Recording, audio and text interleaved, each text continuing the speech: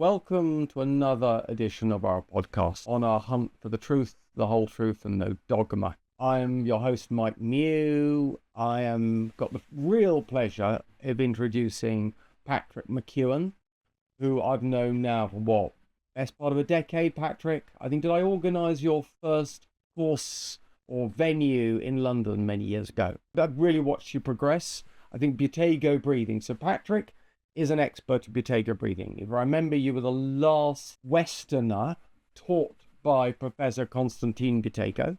You had problems yourself. You then went on a hunt to find answers, like so many people have come to watch this video now. People are hunting for answers themselves. And you've then started this Buteyko Institute. And Patrick, eyewitnesses, you really helped a lot of people. And you've set up a sizable business and industry on this. It's a pleasure, Mike. Thanks very much. Yeah, it's been very interesting. And a lot of people who go into a line of work like this, very often we come into it because of our own personal issues. And it causes us then to change direction. And it's the knowledge of knowing that whatever we have applied, it has helped ourselves. How many orthodontists or dentists got into bioblock orthotropics did so to treat their children? They were watching all the cases, they were referring to other orthodontists, or the orthodontists were watching the cases they were treating themselves. And when it came to their child, they went, let's just see what else is on the horizon, which is fascinating in itself. Anyway, sorry, Patrick, carry on. Yeah, no, I totally agree. And it also kind of sheds light that whatever the dentist or orthodontist had learned at university, that there were gaps. And it was only when they had their children at home that they were seeing that, yes, there are gaps to be filled here. There is a knowledge deficiency, and that's what causes the exploration. I'm going to say this, Mike, when I switched from mouth to nose breathing back over 25 years ago, it absolutely changed my life. And I'm not sure how I would have performed, would I have reached my potential, because ultimately as human beings, we set goals, we strive to achieve them, and we want to give life our best shot. I wouldn't have been able to give life my best shot because back then I was a chronic mouth breather, faster breather, upper chest breather, terrible sleep, terrible concentration, and very much stuck in my head. And that's really the premise of today's talk is, shedding some awareness. And now mouth breathing is starting to get some awareness, especially in the last 3 to 4 years. But before that, it was overlooked. And even if a child walks into many dentist practice or doctor's surgeries, if that child is walking in with their mouth open, often very little attention is paid to it, despite the negative impact that the persistent mouth breathing is going to have on that child's development in every aspect. We're talking about development of the face, we're talking about academic achievement, we're talking about development of the brain, we're talking about sleep. There's so much going on here. And that's why I don't think we can reach our full potential if we have a habit as enormous as this. And why has it been kind of swept underneath the carpet? It shouldn't be. It should be absolutely there. It should be discussed. All parents should know about it, and especially parents in the UK, because there was that groundbreaking study that was published back in 2010. Or 2012. It was conducted in 2010. It was conducted over a few years, and it was published in the journal Pediatrics, and the lead researcher is Karen Bonnock. And she looked at 11,049 British kids. And she looked at these children from age 6 months to 57 months. And these children who were snoring or mouth breathing or having apneas, stopping breathing for 2 or more breaths during sleep, if untreated at age 5, they had a 40% increased risk of special education needs by age 8. Now, how come that is not part of the educational establishment in the UK, screening children for mouth breathing? And I know when we met, going back, it was definitely 10 years plus.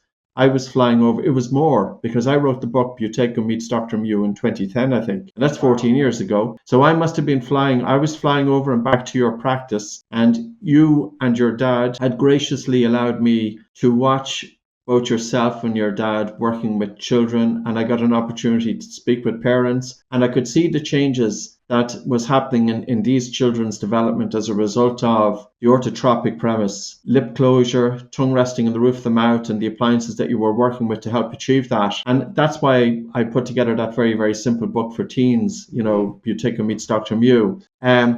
but something that was so groundbreaking and now is starting to get attention. Yeah, and so that's going to be the conversation. So really, this is applicable to anybody who has developed the habit of mouth breathing, and it's so common with children. 25 to 50% of studied children persistently mouth breathe. Yeah, I'm amazed. And I worry that many of the study designs looking at this put children in, I think they call it a confrontational situation, which sounds bad. But if you sit and watch a child, you put them into a situation where they're suddenly become more alert or aware, they are more likely to get their lips together. So I think that I possibly think when I'm looking at this research that it's actually worse than much of this research is picking up because of the methodology. Well, I suppose that comes back to the basis of it. Like, how do you determine if somebody is breathing through their mouth? You know, is it when they have their mouth open for 5 minutes a day or 10 minutes a day or an hour per day or 50% of the time? If I can remember correctly, one of Dr. Christian Guilleminot's papers looking at the incidence of mouth versus nasal breathing during sleep, and he said that innate nasal breathers breathe through their nose for 96% of the time during sleep. 96%. So it's pretty much almost 100%. But there's no criteria. And the other thing is, it's very varied how we as clinicians, in terms of how do we decide if this child is persistently mouth breather, and I think observation is the big thing that we have. We do have questionnaires in terms of putting and directing it to the parents. We do also need to get a background of the children in terms of how are they doing in school, what's their concentration, what is their mood like, do they have a stuffy nose, do they feel tired, do they have restless sleep, do they wake up with bad breath. So there are a number of questions that we can be asking to help determine that, but still, in designing a study, it's quite difficult and nobody has yet determined and defined what is a mouth breather. Yes, I think we've got this big problem because in research, it's great to measure something. It's really more difficult to look at function, and it's really, really difficult to look at function over time. And this is where we got to. But I'm hoping AI is going to come to our rescue with some visual ability. And I think that will really, really help. And of course, mini sensors and stuff, I think also could help. But that's by and by, Patrick. If we get on with today's topic, I'm fascinated to see or hear your presentation. Sure, of course. When I was putting this together, I know, of course, in previous years as well, I had come across the work of Dr. Morris Cottle, and he's a really well-known ear, nose and throat doctor back in the day, and I'm talking back in the 1970s and 80s, and he was writing a lot about the importance of actually breathing in and out through the nose. And he said that the nose has 30 functions in the human body, and 30 functions, if you really think about it, it's quite a lot. So I couldn't find his list, and I was able to find a little one here, one there, but last year, then I put together a list of 31 functions, and I think that's on the next two slides. And really, when we think about the mouth versus the nose, there is nothing in the mouth that does anything in terms of breathing. Even looking at the first one helps to induce relaxation. The nose is a smaller entry and exit to and from the body. And by breathing through the nose, it imposes a resistance to your breathing, which helps to slow down air. And the other thing about nasal breathing is that the breath itself is fundamentally different when you're breathing through your nose versus your mouth. Mouth breathing is very much fast and shallow breathing, and anybody can demonstrate this. All you have to do is open your mouth and breathe through it and look at your chest and just monitor the speed of the air coming through your mouth. And then if you're breathing through the nose, you'll typically feel that the airflow is slowed down, there's a resistance imposed to your breathing, but also you have better recruitment of the diaphragm. And that helps to induce relaxation on a number of levels. One is because the speed of the exhalation is slower than the inhalation. And whenever we want to tell the brain that we are safe, it's a matter of slowing down the speed of the exhalation. It's not so much the speed of the inhalation. We could breathe in fast, or a normal breath in, or a soft breath in, but the real objective here is to have a really slow and relaxed and a gentle exhalation. And that's something that we can use in any tricky and challenging situation. And especially going in to do presentations or public speaking or anything like that, meetings, etc., is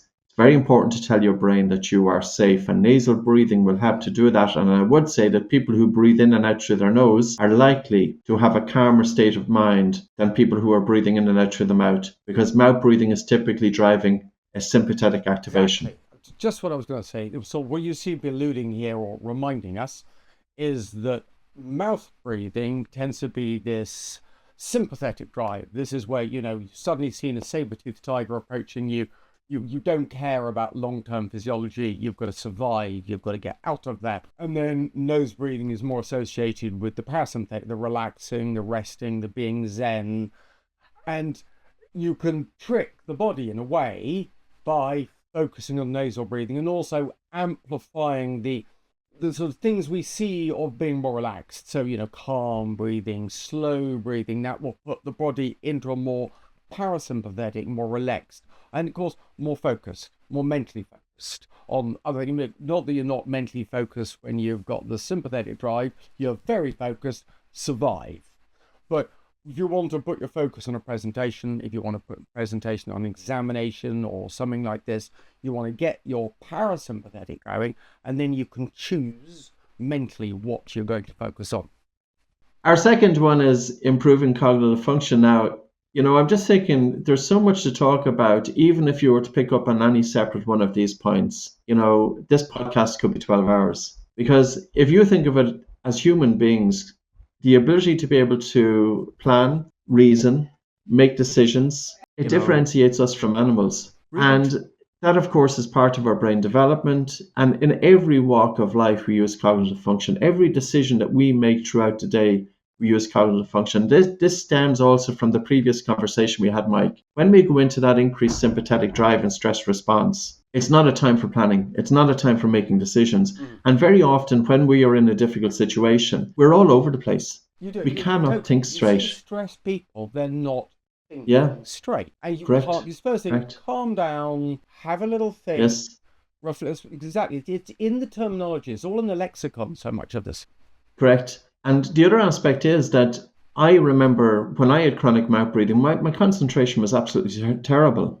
So it wasn't just that my faster breathing, my upper chest breathing was telling the brain that I wasn't safe and that my brain was going into fight or flight, but my sleep quality was dreadful. And because I was breathing too hard and too fast, it reduces blood flow and oxygen delivery to the brain. So when we're talking about breathing in and out through the nose, breathing through the nose will tend to result in a lighter and a slower breath and a deeper breath. And this does influence breathing, not just from a biomechanical point of view in terms of the diaphragm, but also a biochemical point of view in terms of blood flow and oxygen delivery to the brain. We can influence our oxygen delivery to the brain, and it's not by breathing full, deep breaths. It's not by breathing big breaths, but it's about light breathing and slow breathing, and that's through the nose. So this isn't just for school kids. This is all the way through life. Anytime that we make any decision, and if we want to make better decisions, we have to think about our breathing, because ultimately it's our breathing that's fueling the brain. And we it's something that's very, very important. So cognitive function, the other aspect of it as well, when we breathe through the mouth, there's no direct connection from the mouth to the brain. But when we breathe through the nose, there is. So if we were to look at the olfactory nerves, you see a direct connection from the nasal cavity right into the brain. So there's a lot of communication there that's being bypassed if we're breathing through the mouth. So now if we move on to the next function. This is communication and control, I'm presuming, Patrick. Totally. In every aspect. How many decisions do any of us make throughout the day? And the ability to make better decisions that improves our quality of life. So there's a lot going on there. So smell and partner choice, there's a few of them here. I'm kind of go through very, very quickly, but literally we do choose our partner based on communication from the nose to the brain. This was a study that was back in 1975 in Japan. They had men wear t-shirts for a few days. I know it sounds kind of gross. And they put the t-shirts into a box, and then they had females choose the box with the t-shirt, which the smell of the t-shirt resonates more with that female. And the researchers concluded that females will choose mates who are genetically dissimilar to them. And that makes a lot of sense, because throughout our evolution, we would have been in a small village. And, it wouldn't have been good for the generation of children if, for example, we were inbreeding. So it was really, really important that we selected partners who were genetically dissimilar to ourselves. And how neurological difference. It was the biggest major histocompatibility complex difference. Yes. Yeah. It's interesting as well because when the female goes on the pill, the birth control pill, it puts her into a hormonally pregnant state, and then she is more likely to choose partners who are genetically similar. Because when the Yes. female is pregnant, she's thinking about having her family around her, and because, for all the help that's going to be required in terms of the raising of that child. And I heard anecdotally as well that females who are on the pill, and then when they come off the pill, it can lead to breakups. So, I think Yes. it's You're just attracted to interesting different and it's people. worth exploring. Yeah. Because you're attracted to different people if you're on the pill or if you're not on the pill. We are messing Correct. with some things that we've only really had experience with for decades rather than centuries. Yes. And But the I'm other not a thing about doctor this and I is that, can't give advice on this. yeah, no, of course. But even just looking at the science, like all of these, by the way, Mike, they're supported by published papers as well. The increased visual spatial awareness. This was a published study that came out of Israel back in 2019. And this also has implications. When you're breathing in and out through the nose, it improves your visual spatial awareness. So again, I think all of this is tying back throughout our evolution, that you can imagine 30,000 years ago, we were in a wide, arid, open place. Our eyes were fixed on reaching a particular target or destination ahead, but at the same time, we had to scan the environment for predators. That's visuospatial. And that's going to apply when we're driving cars. We're in one lane and we're staying in that lane, but we have to be cognizant of, any vehicles that's either left to right of us also in that lane. Playing sports, the ability to have your focus on the ball, but also scanning the team around you, even just walking down the street. So visual spatial awareness, again, another Potato function breathing in is very humans. popular in some sports, Patrick. So Yes, I'm sure it has been. it has. There's been quite a few athletes actually in the Paralympics there, including one, Adam Burgess from the UK, who won a silver, and he's oxygen advantage, which of course oxygen advantage has split them. So oxygen advantage is the premise is the Buteyko method, but we've made it more physical and mental performance. But quite a lot of So, Patrick, referring to your athletes book, The Oxide applying it. Advantage, the excellent book, congratulations again on that. I think you're very cleverly producing a book aiming at the health, well-being, and athletics was a really good way of getting the message out there. Well, Mike, we had to do something because I knew back in 2002 when I started teaching this, I didn't feel that doctors really wanted to know about it, to be honest with you. So I thought that People want a pill. They want doctors, people who go to see a doctor particularly, and this is a relationship with the doctor, you want a pill. Doing something to make yourself better isn't really, or hasn't historically been the domain of the doctor-patient relationship. And yet people who are going down the gym, they're totally on board with exercising, improving themselves. And so from that dimension, I think it was a really good tactic. But Mike, I think it's changing now as well, and I think doctors are starting to realize that there is something in with breathing. And I'll tell you this, I have gave talks now to hospitals in terms of doctors being able to self-regulate and also bringing it to their patients. So I have one talk that's up on YouTube, and it was a talk to the Mater Hospital here in Dublin, and it was to over 100 of the medical personnel there. So, this is really amazing and it's brilliant. And it departure, in terms of the patient having some degree of responsibility for themselves, but also doctors using it because they have a high workload. They're under a lot of stress. And I think we all need to have something that we can fall back on to tell the brain that we're safe, to counter the effects of the modern work life and, of course, all the pressures associated with it. Yeah, totally. So we're talking about, nose, mouth breathing and how mouth Yes. breathing can really increase your sympathetic system. Well, we've gone to forget that we're living in a world where the sympathetic drive is just well high at the moment. People go on holidays to get away from this hyperdrive that we've got, and that's where you go on holiday for. And yet, ancestrally, we lived in an environment much closer to what it would be like to be on a holiday. And where is it all going? And, because if you think about the increased sympathetic drive, the mobile phone has to be part of that.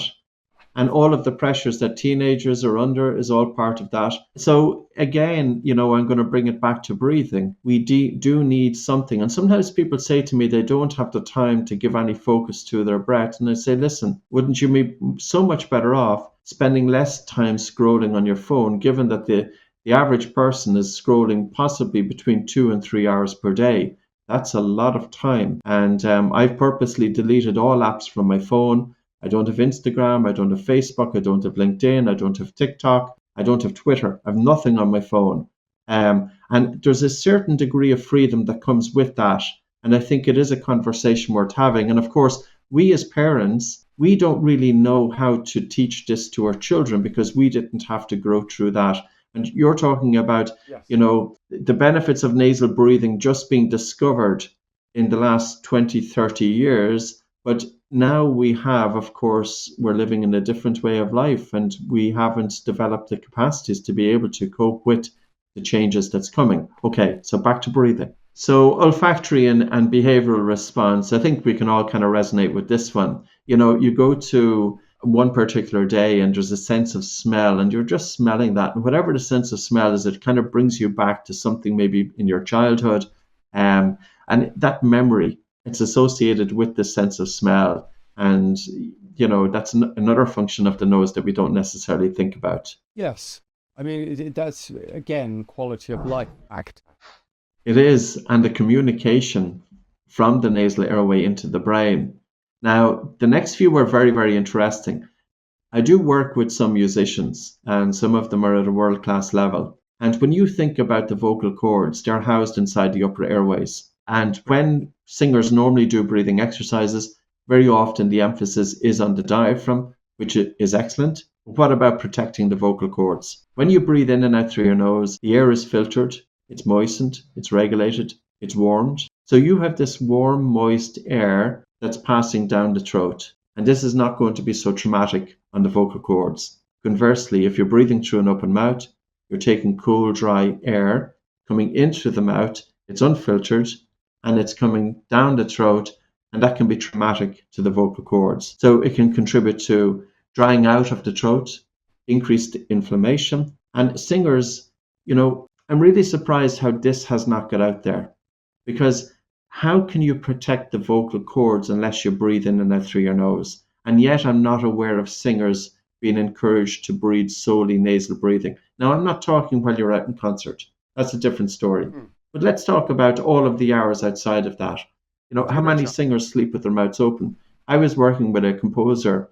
Well, he was a musician. He wasn't a composer, but he's a musician that was associated with Riverdance, and he lives here in Galway. And this was many, many years ago. He was getting a chest infection every winter, and it was really impacting his voice as well. So he would have, say, hoarseness and increased mucus and things like that that would be associated with upper respiratory and lower respiratory chest issues. And I went through the exercises with him, talked about the importance of breathing in and out through the nose, and also then he started using mouth tape to get his lips together during sleep.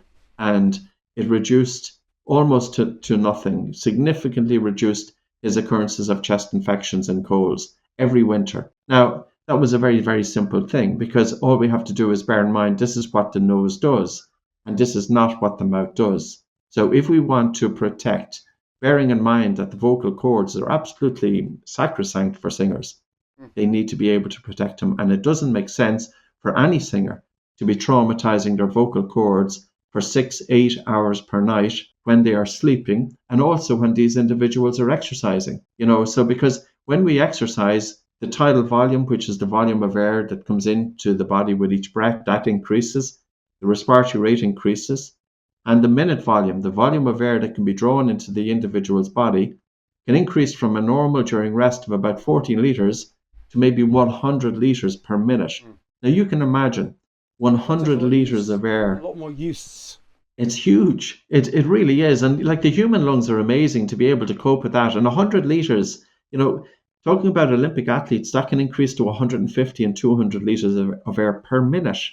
Now, that puts a lot of work on the nose to make sure, or the entire respiratory system, to make sure that that air is conditioned. And endurance runners, if they are running over long periods of time with their mouths open and they're breathing too hard and too fast, it could have adverse effects on the cardiovascular system. I had a call with a scientist, sports scientist, George Dallam, here about 2 weeks ago. He has a paper that's due to be published. It's under peer review at the moment. And I wrote a chapter on cardiovascular health in athletes in the oxygen advantage. And that was back 10 years ago. And because if you breathe through your mouth during physical exercise, and if you're breathing a little bit too fast and too hard through an open mouth during exercise, you get rid of too much carbon dioxide from the body. The loss of carbon dioxide from the lungs and from the blood reduces blood flow and oxygen delivery to the heart. So during exercise, you're really working, and your heart is expected to be able to pump, 5 times the output of what would be normal, but yet there's a reduced blood flow and oxygen delivery to the heart, and that could contribute to scarring, fibrosing. Yeah.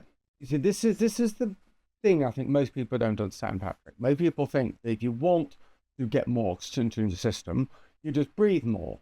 Well, I remember from my basic physiology that your blood leaves the lungs basically 100%, 98% oxygenated. So extra breathing isn't going to increase that. And oxygen's a dangerous substance, and you have what's called the Bohr effect that I remembered that from my physiology, but you clearly highlighted the importance of that to me. And that Bohr effect is where the oxygen is really well bound to the hemoglobin as it travels around the body, and only becomes released in the presence of carbon dioxide. Because of course, the biggest oxidant, we all take antioxidants to prevent this oxygenation. Well, the biggest oxidant is oxygen. So you want to really tightly bind this to the hemoglobin, and you only want to let the oxygen go where you need it. So here's the Bohr effect. And the Bohr effect then, since when you have carbon dioxide in those peripheral tissues, where it needs to go to, then the oxygen gets released. And the problem with overbreathing is you breathe out the carbon dioxide. So you counterintuitively, you think you're going to get more oxygen into the system, and you're getting less oxygen to all of those periphery, all those outside places, about everywhere, where the places where you need it the most will get less from overbreathing. Great way of putting it, Mike. Thanks very much. Yeah, no, totally. And the Bohr effect was discovered back in 1904. So none of this is new information. Nothing is new. Yeah, We're reinventing but yet ideas about breathing have took hold, and those ideas are not necessarily correct, because I think the biggest mistake that's happened in the breathing world is the instruction to take a deep breath, or take the full big breath that we often hear. And even in the yoga community, it can often be espoused, not by all yoga instructors, but certainly by some. And that idea of taking the full big breath only happened in Europe in 1880. Prior to that, in the yoga world, it was all about breathing light and breathing subtle and conservation of the breath. So the original yogis knew, they may not have had the science about the Bohr effect or carbon dioxide, but they knew that it was beneficial to breathe light, to breathe subtle, to breathe less air. Patrick. And this is just the effective trial and effort over a couple of thousand years. People are quite good at it. I mean, to some reasonable conclusions. Clearly, there have come some wrong conclusions, but again, it's amazing what is in this ancient wisdom that really resonates with what we're finding today, and we're scientifically validating. Yes, of course. So on to our next point. I kind of touched on this earlier on in terms of improving recruitment of the diaphragm breathing muscle. This isn't that all nose breathers have good recruitment of the diaphragm. But what I'm saying here is that when you breathe through your mouth, you typically will breathe fast and high. And this comes back to our sympathetic activation. But also, back in 1988, a researcher, Swift, when he had individuals post-jaw surgery breathe continuously in and out through their nose, because of course, their jaws were wired shut, so they had no option but to breathe in and out through their nose continuously, that the partial pressure of oxygen in the blood increased by nearly 10%. Now, this is the PaO2, so this isn't a contradiction to what you said earlier on, Mike, because you were talking about blood oxygen saturation. So the PaO2 is the entire concentration of oxygen. But with nasal breathing, why might that happen? Well, when you breathe through your nose, you pick up a gas called nitric oxide. Nitric oxide was only discovered on the exhale breath of the human being back in 1991. And this is an amazing molecule. When we think about the respiratory system, we shouldn't be just thinking about oxygen and carbon dioxide, but we also need to include nitric oxide. And when we breathe through our nose and we pick up nitric oxide, we're taking this nitric oxide laden air into the lungs. And nitric oxide helps to open up the airways, it helps to dilate the blood vessels in the lungs, it helps to sterilize the incoming air, and it helps to redistribute the blood throughout the lungs. So when we breathe through our nose, we have better oxygenation. And also we're less prone to colds and chest infections, as I pointed out earlier on. The diaphragm breathing muscle also isn't just for respiration, but it provides stabilization for the spine. 50% of people with lower back pain, those individuals have dysfunctional breathing. Now, is it lower back pain, which is causing them to breathe upper chest, or is it that they have poor recruitment of the diaphragm, so they're not getting the generation of intra-abdominal pressure? Because, of course, with every breath, with every inspiration that's coming into the lungs, there's a negative pressure in the thorax, but there's a positive pressure in the abdomen. And it's the movement of the diaphragm that's providing that stabilization for the spine. And that's why nose breathing can help. And I even have met dentists, because I think dentists, it's an occupational hazard often with lower back pain, because they can spend quite a bit of time, yes, totally. And I remember I was at a conference in the United States and I was down the gym later on that day, and I got talking to there was a lady dentist beside me, and she told me that she used to have lower back pain, and just by switching to breathing in and out through the nose, that it has greatly helped to ease her lower back pain. Now, I'm not going to say that everybody with lower back pain, that when they switch from mouth to nose breathing, that their lower back pain is automatically going to go away. Sure. But if we want to get the benefit of the movement of the diaphragm to provide that stability for the spine, which is very important, we need to be breathing in and out through the nose.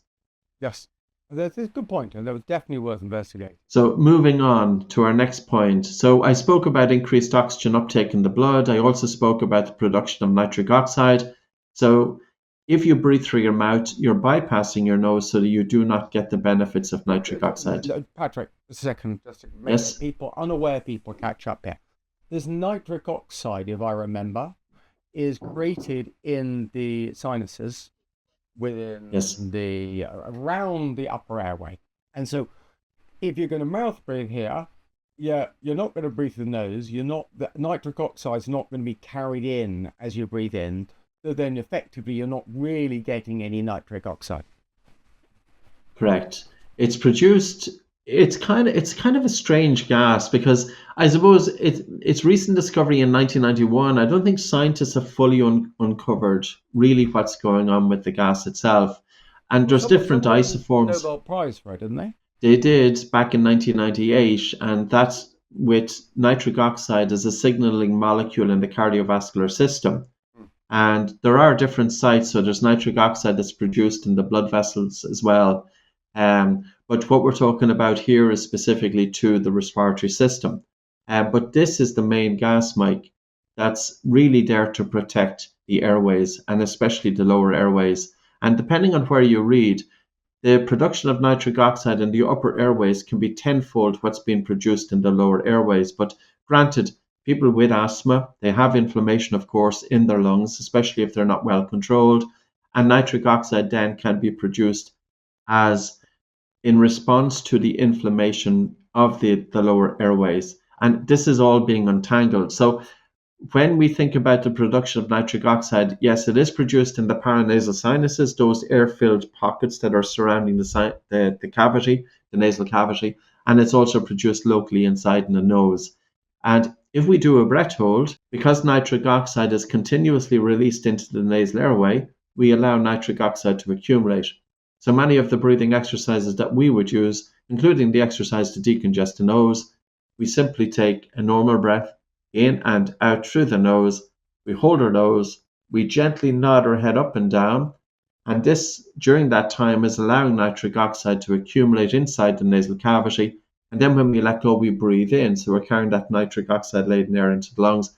Humming also increases nitric oxide 15-fold, and probably because it's causing the vibration of the paranasal sinuses so that nitric oxide is being dumped from the paranasal sinuses into the nasal airway so that then can be drawn into the lungs. So yeah, fascinating gas, this nitric oxide. And some of the benefits then, I did kind of look at it very briefly, the dilation of blood vessels in the lungs. Now, if we think of the extent of blood vessels in the lungs, it's pretty amazing, the human lungs. So you can imagine that we've got one main branch, and then they're subdividing into the first two branches, the bronchi.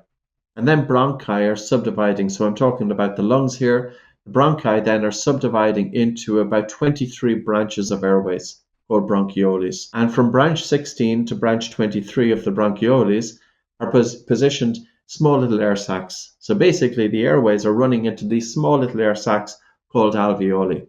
So whenever we take a breath of air into our nose, and that air is following down our throat, trachea, bronchi, then through the first 16 branches of airways, and then from branch 16 to 23 is where oxygen is arriving to the small air sacs in the lungs and transferring by diffusion from the lungs into the blood. Now, if we were to open up the area of contact between the airway walls, the small little air sacs and the blood vessels, it's between 50 to 100 meters, square meters.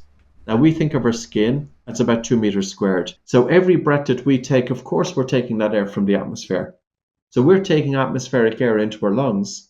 Our lungs are up to 50 times more exposed to the atmosphere than our skin. We protect our skin because we know that if we expose it too much to the atmosphere, it's not going to be good. We don't necessarily protect our lungs because the only way to protect our lungs really is not about mouth breathing, but it's about nasal breathing. So by breathing in and out through the nose, carrying that nitric oxide is helping to open up all of these small little blood vessels throughout the lungs, as well as doing other functions to allow a better gas exchange to take place. Because the wall between the small little air sacs and the blood capillaries is so thin, because it allows oxygen just by diffusion, that a gas is going to go from an area of high pressure to low pressure. And because oxygen is higher in the lungs and the small air sacs than it is in the blood, it will naturally pass from the lungs into the blood. And of course, the opposite is happening with carbon dioxide. So yeah, dilation of the blood vessels. Yeah, I think it's really worth pointing out to the non-medical people here that the thickness of the skin and the keratinized tissue, as we call it, it's massively, massively thicker than the thickness of the skin between the body and the outside. You can describe it as a body and the outside. The mouth is outside. So the connection between the environment and the body within the lung is paper thin, 1 or 2 cells thick. And this is to maximize the exchange of air backwards and forwards. And if you're bringing in dirty air, as you say, this is much more caustic. And the more you do this, the more it's likely to be caustic. So it's just a simple rule: breathe less. Some of the ancient yogi said, you have a certain number of breaths in your life, use them well. Yes, they said that man's life, and of course they include females as well, but they said that man's life is not measured by the number of his years, but by the number of his breaths. Yes. And I suppose really, really good points there in that comparison, Mike, and something that we don't necessarily think of either. When you really break it down, what does the nose do? It's an amazing organ, but the human body is amazing. Well, I think one of the things we don't talk credit. about enough, and I'm sure you're going to talk about it, is the presentation of the immune system, and the way the immune system is, well, the first point of the immune system, the breathing, is the nose and the nasal complex. You've got all these adenoids on tonsils, all this lymphatic tissue. Why have you got it there? Because this is a processing unit. And we're just talking about using the body correctly. Using the nose to breathe, that's what it's designed to do. The mouth not designed to breathe. Yes. And this does, because my background to breathing is as a result of having asthma. And if we think about asthma, it is an immune response in terms of the airways are constricting, and especially for many of us, in response to it, well, it could be cold air or dry air, but also different triggers that are coming into the body.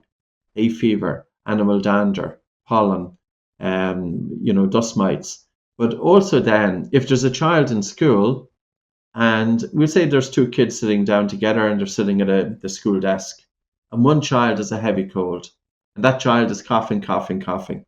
But the other child is sitting beside them with their mouth open. Literally, the germs that are coming from one child are going to be, with the mouth open. There's Yep. very little defense, and that germ-laden air is coming into the lungs.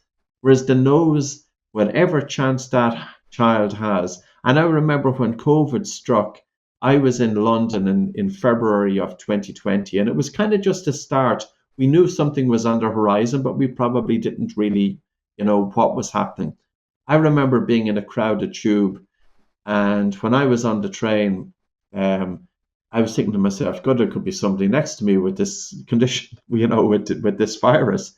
So I did two things for the entire length of the journey. I kept my mouth closed, so I was only breathing in and out through my nose, and I breathed as minimal as possible, because Absolutely. my thinking there at the time was that if this is spread via airborne particles, well, then I want to reduce the viral load that I'm taking into my body. So by breathing in and out through my nose, if I can breathe a minimal viral load, my body may be able to cope with that viral load, so I don't necessarily get COVID. I think one of the things lay people, and even a lot of doctors don't really explain well, I think, is that it's a viral load. If you get a small number of, let's say, COVID viruses, it won't affect you at all. And there's a specific dose, numerical number of viral particles you need to get to become infected. I mean, they do this research where they do a logarithmic dose to lots of different mice. And at one point, they do 50% of the mice will get infected with this dose. And that's a T50, I think, I can't remember exactly, it's not my area. But if you can reduce the viral load, you don't actually get ill. In fact, better than that, if you can get a very small viral load, you can become immune. And there's a whole philosophy behind immunity. You get a small load. And I wanted to do a video explaining exactly those 2 points you did, that nose breathing and minimal breathing are very effective. In fact, could they have been better than masks? However, clearly I didn't, because there was so much stuff going on about COVID and people had their videos pulled and all the rest of it. Yes. It amazed me really how nasal breathing wasn't talked about. And I put out a video in March of 2020. Everything went wrong. I didn't have my laptop plugged in. The lighting was terrible. The sound was dreadful. Everything was. And I actually felt a small bit of stress even starting off with the video, because nothing was going right. But we put out the video anyway, because it was to a Zoom call, and it's had over 1 million views. So a lot of people did actually get to the video and did put the breathing exercises into practice, because of course the respiratory system is the respiratory system. And if we are wheezing or virus, use your respiratory system properly. Totally. A couple of million years of evolution. It's not bad. Okay, Patrick. But how much have we moved on here, Mike? Because if I think about even just in the UK, there are probably about 5 million people with asthma in the UK, 8% of the UK population. So it's probably that bit higher. How many people with asthma, children and adults, understand about the importance of nose breathing because they haven't been instructed? And the fact that controlling the breathing can potentially reduce asthma. The difference between a medication and a exercise. And of course, so many people want a medication. Is it? And Mike, it's not that we're saying that this is a cure. It's not a cure for asthma, but what we are saying is that you can really help yourself by learning how to breathe, especially if you have a respiratory condition.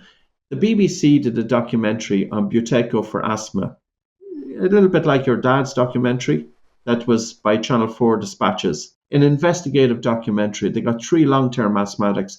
They had them practice the Buteyko method for 5 days. And the goal was, can we make these people significantly better in 5 days? Now, these people were at the end of the road in terms of their medical treatment.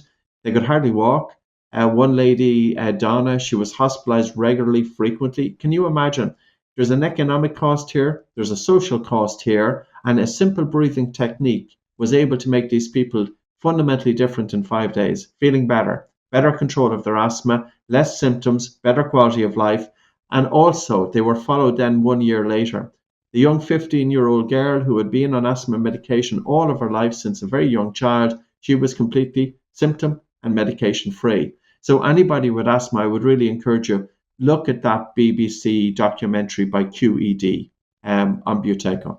Yeah, great. Patrick, we're going to have to call time on this interview. It's Sure. fascinating as ever. I think we'll definitely, we haven't finished material, so we're going to come back and do that, do another part 2. As ever, we're setting up these podcasts, and there's so much information. It's fascinating. There's another little anecdote I'd love to add to what you've just said, but let's come back to this because there's so much more to say. I know people want to see things, but we want relatively small events. Yes. So, yeah. Mike, I said we only scratched the surface. We could be still talking here for 12 hours, you know. In the bit we did. That was a little bit deeper, you know, but even still, yes. All right, listen, Patrick, it's a pleasure. As I said, people want to find more about you. Your information's under below. We've put several links up as we've been going through. And Buteyko breathing, it's one of those absolute no-brainers. All the information I've ever heard from the ancient ideas to the modern lexicon, and you know, it's almost a negative. It's a pejorative comment to say you're a mouth breather. Yes, and it doesn't. It doesn't bode well. It doesn't bode well, and it costs you nothing with a little bit of dedication. All right, Patrick, fantastic. Thank you, Mike. Pleasure as always.